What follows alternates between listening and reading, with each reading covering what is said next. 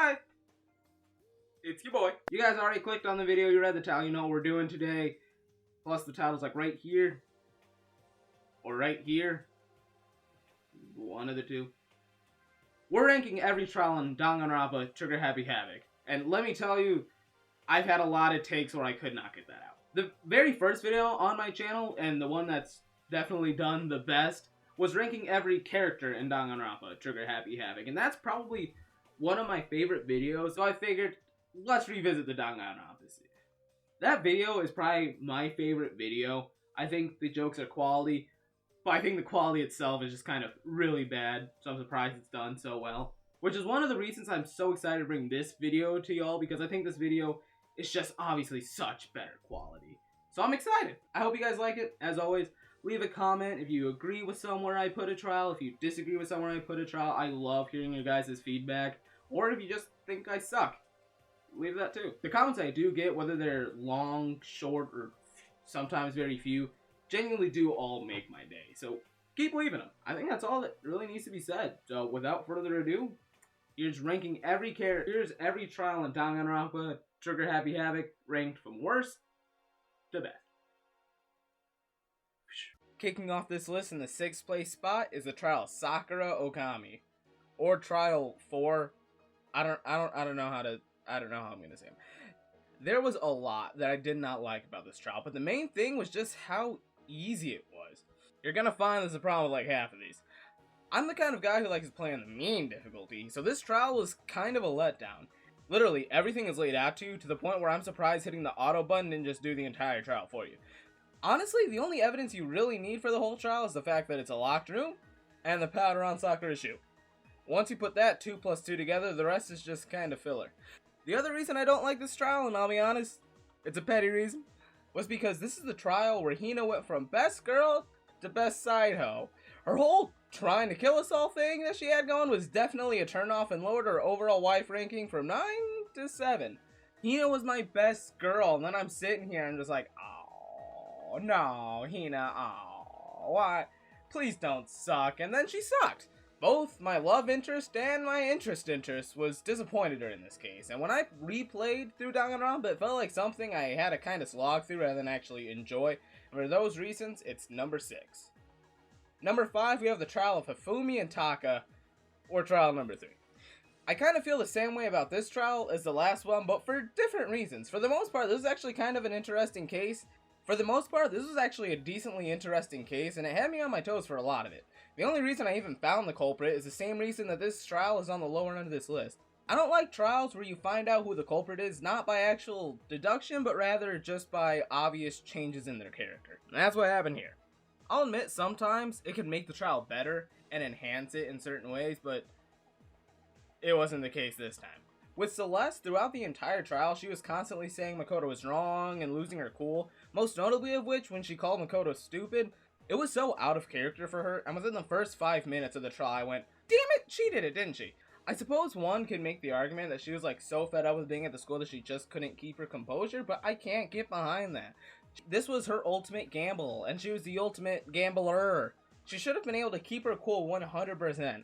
When she was cornered, she finally broke down her walls, and it was pretty neat. But I would have rather had it just be at the end than throughout the whole thing. And in my opinion, that brought down this otherwise pretty good case.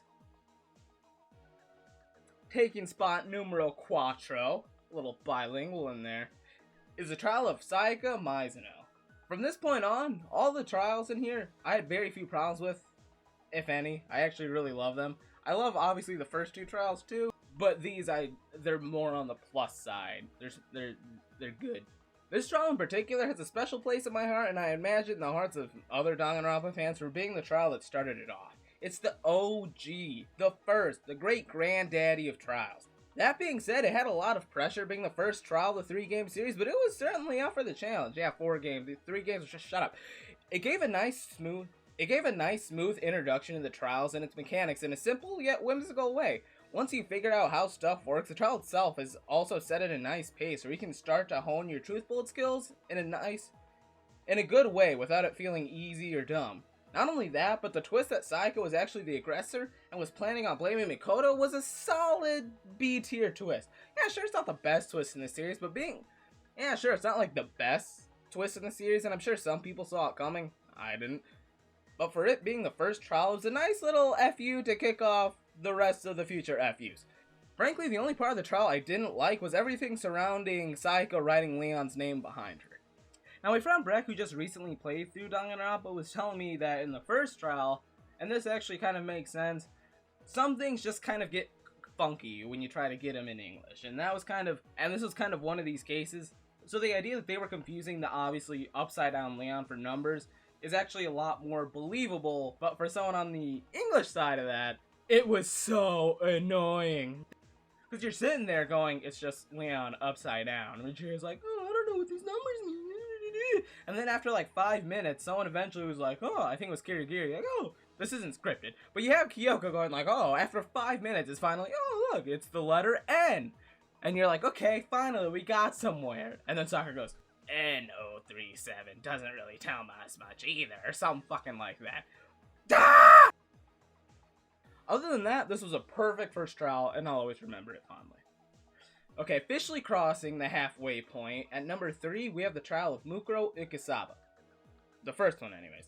This trial was good for many reasons. I was actually going to put Sayaka's trial ahead of this one, but it's really hard to compete with this trial.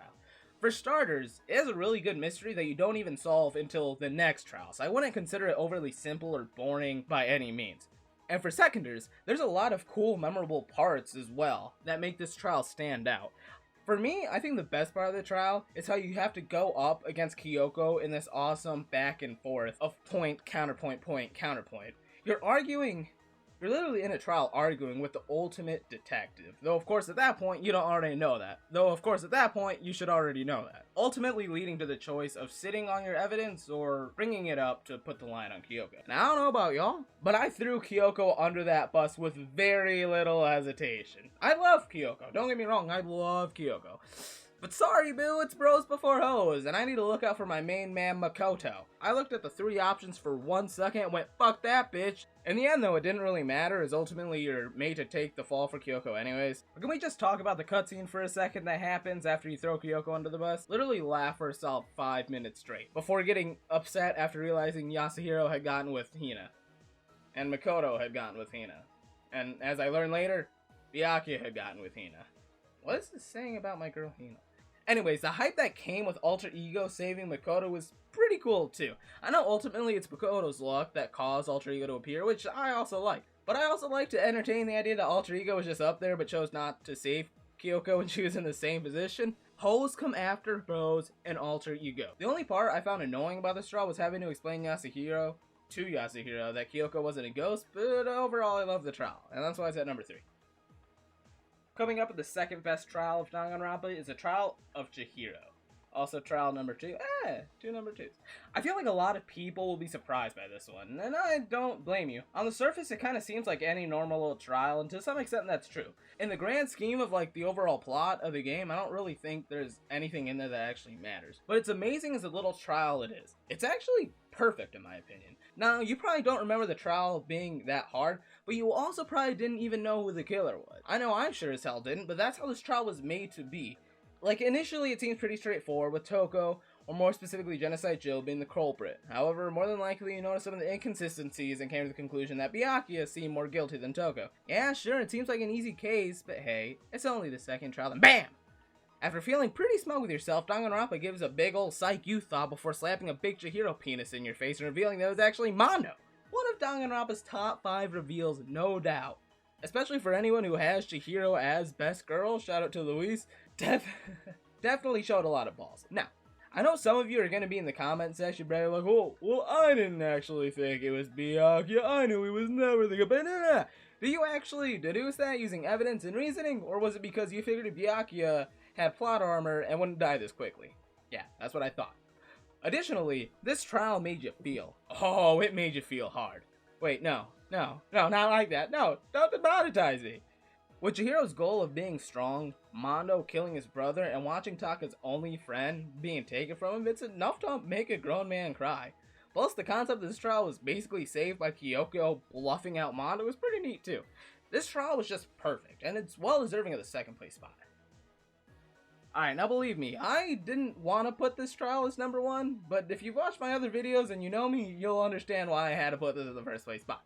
It's just too good in too many places. That being said, obviously, deduction, at number 1 is the final trial of the game, the final trial of Mukuro Ikesaba, and trial number 6. Yeah.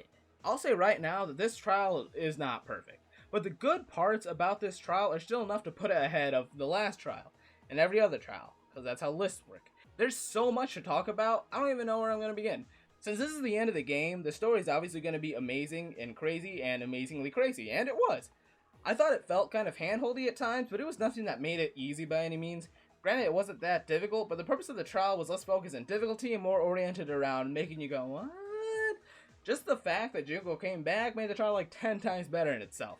Me and my friends all love Junko, so seeing her come back just put a big smile on our faces. There was a lot of amazing reveals in this trial too, so it always kept you on the edge of your seat. But despite a couple of the flaws, this trial had one amazing thing that puts it at the end of this list. And I know you know what I'm talking about, that last endless debate where you have to bring hope to everyone and be declared as the ultimate hope itself. That brought a level of hype that I never felt before. That's not true, but it was pretty hype. Obviously there's other gameplay, but this still is partially visual novel. So it's hard for you to really connect visual novel and hype, but it did.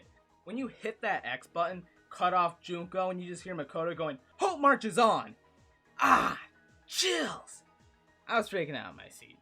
For me, just that amazing sequence and other parts of this trial that were amazing on their own is enough to put it in the last place spot and enough to put it as the best trial in Danganronpa Trigger Happy Havoc.